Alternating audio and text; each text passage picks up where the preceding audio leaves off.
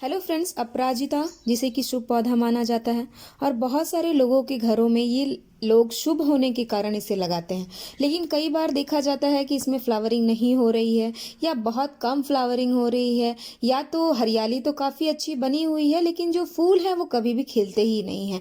तो इसी इसी पर आज हम बात करेंगे कि कैसे हम अपने अपराजिता के प्लांट पर फूल पा सकते हैं, और साथ ही साथ कुछ ऑर्गेनिक और केमिकल फर्टिलाइज़र का भी इस्तेमाल करना मैं बताऊंगी आपको, जिससे कि आपके पौधे में आपको सिर्फ 2 दिन में ही रिजल्ट देखने के लिए मिलेंगे।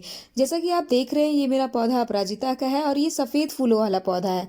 इसी तरह से इसमें गुलाबी और नीले कलर के भी फूल पाए जाते हैं। कहा जाता है कि भगवान को ये फूल जो है अर्पित किए जाते हैं। स्पेशली जो बैंगनी फूल होते हैं वो भगवान शिव को चढ़ाए जाते हैं।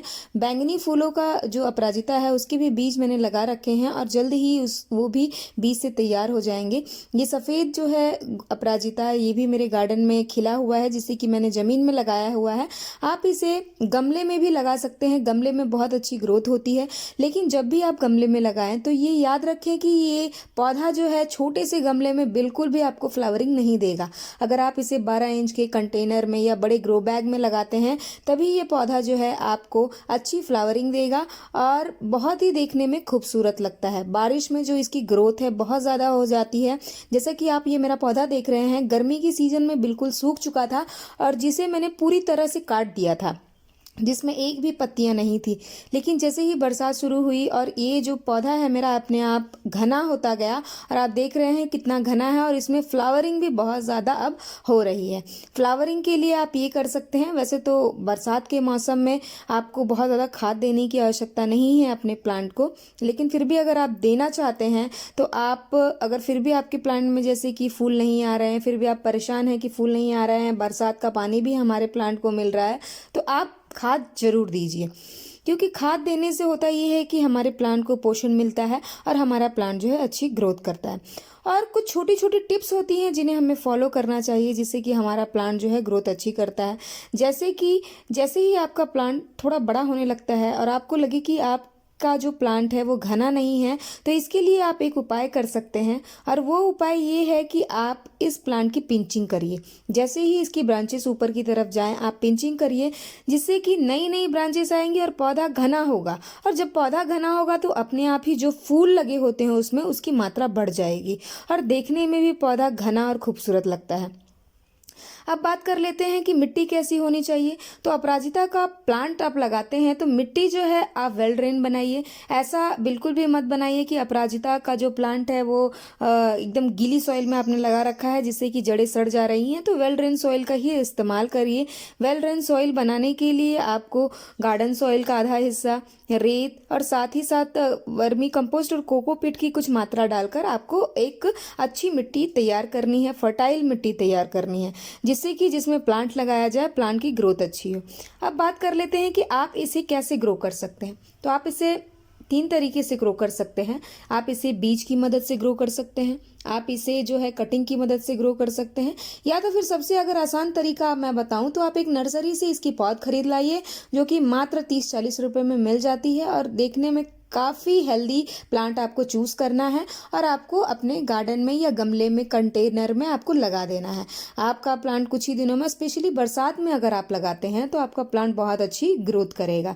तो इस तरह से कर सकते हैं। सीड्स लगाना चाहें तो अगर आप कहीं पे अपराजिता का पौधा देखते हैं जिसमें कि फ्लावरिंग हो जाने के बाद इसमें ऐसे सीड स्पॉट बन जाते हैं लंबे लंबे, और इसमें से सीड्स निकलते हैं, आप उन सीड्स को जो है जुलाई अगस्त सितंबर तक उसकी सीड को बो सकते हैं, और सीड जो है बहुत ही आराम से जर्मिनेट हो जाएगा और प्लांट आपका तैयार हो जाएगा।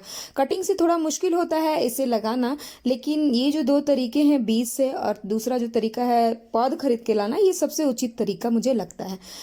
अब जो बात कर लेते हैं कि पौधा जो है इसमें पेस्ट अटैक भी होता है, तो समय समय पर आपको, अगर आपने गमले या कंटेनर में लगा रखा है तो आपको जो नीम ऑयल का छिड़काव है उसे करते रहना है। हफ्ते में एक बार जो है नीम ऑयल, 5 ml नीम ऑयल आपको 1 लीटर पानी में डालना है, घोलना है और इस पर स्प्रे कर देना है।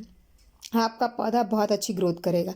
अब बात कर लेते हैं फर्टिलाइज़र की। वैसे तो मैं फर्टिलाइज़र अभी इस समय अपने प्लांट पर नहीं इस्तेमाल कर रही हूँ, क्योंकि बरसात के पानी में अच्छी मात्रा में नाइट्रोजन होता है और बहुत सारे मिनरल्स होते हैं जो कि हमारे प्लांट में मिलते रहते हैं। लेकिन अगर आपके प्लांट में फ्लावरिंग नहीं हो रही है तो आप ये डीएपी के दाने हैं, डीएपी का आप इस्तेमाल कर सकते हैं। बहुत ज़्यादा मात्रा में इस्तेमाल आपको नहीं करना है अगर आपने गमले में लगाया है या कंटेनर में लगाया है। कंटेनर में मात्र आपको 10 से 12 जो दाने हैं वो आपको कंटेनर में डालने हैं, अगर आपका 12 इंच का गमला है तो। उसके बाद आप देखेंगे कि मात्र 2 दिन में आपको फ्लावरिंग देखने के लिए 100% मिलेगी ही मिलेगी। देखिए ये जो फ्लावर्स हैं इसकी साइज भी देख सकते हैं आप, कितने बड़े बड़े और सुंदर सुंदर हैं।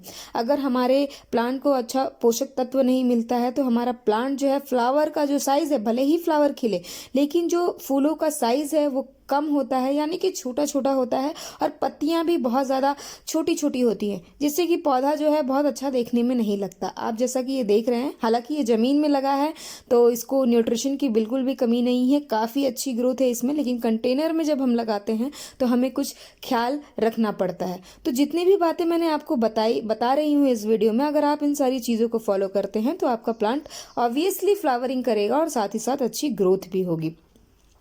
अब बात कर लेते हैं कंटेनर। अगर आप इस्तेमाल करना चाहें तो कंटेनर का, और ऐसे इस तरह के ग्रो बैग का भी आप इस्तेमाल कर सकते हैं।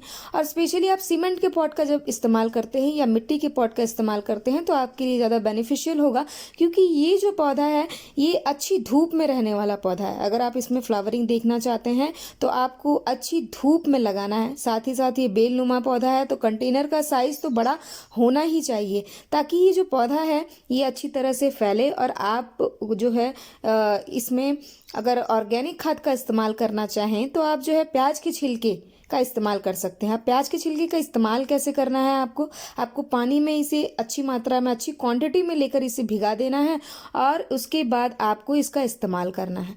बहुत सारे आपको फ़ायदे देखने के लिए मिलेंगे। फॉस्फोरस रिच होता है, पोटेशियम की मात्रा, कैल्शियम की मात्रा, सारी चीज़ें इसमें पाई जाती हैं।